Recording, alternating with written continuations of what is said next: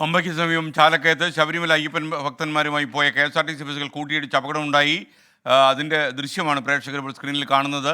Bus ഡ്രൈവർമാർക്കും 15 തീർത്ഥാടകർക്കും പരിക്കേറ്റിട്ടുണ്ട്. പക്ഷേ ആരുടെയും പരിക്ക് ഗുരുതരമല്ലെന്നാണ് അറിയുന്നത്. ഇപ്പോൾ പത്തനംതിട്ടയിൽ നിന്ന് ശ്രീജിത്ത് ശ്രീകുമാരൻ ടെലിഫോണിൽ ചേരുന്നു. Sreejith, good morning. വെളുപ്പിന് 2 മണിക്കാണല്ലോ ഈ അപകടം നടന്നത്. ഇപ്പോൾ ആശുപത്രിയിലുള്ളവരുടെ അവസ്ഥ എന്താണ്? ആരുടെയും പരിക്ക് ഗുരുതരമല്ല. എല്ലാവരും ആശുപത്രി വിട്ടു. പരസ്പരം കൂട്ടിയിടിക്കുകയായിരുന്നു എന്നാണ് മനസ്സിലാക്കുന്നത്. ചില്ലുകൾ എന്തായാലും പൊളിഞ്ഞിട്ടുണ്ട്. KSRTC ബസ്സാണ്.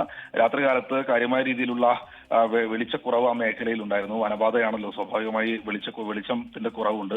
പക്ഷേ ബസ്സുകൾ തമ്മിൽ കൂട്ടിയിടിച്ചപ്പോൾ തന്നെ ആളുകൾ പരസ്പരം ഇറങ്ങി, ആ വാഹനത്തിലുണ്ടായിരുന്നവർ തന്നെയാണ് ഇറങ്ങി അങ്ങോട്ടും ഇങ്ങോട്ടും രക്ഷാപ്രവർത്തനമൊക്കെ നടത്തിയത്.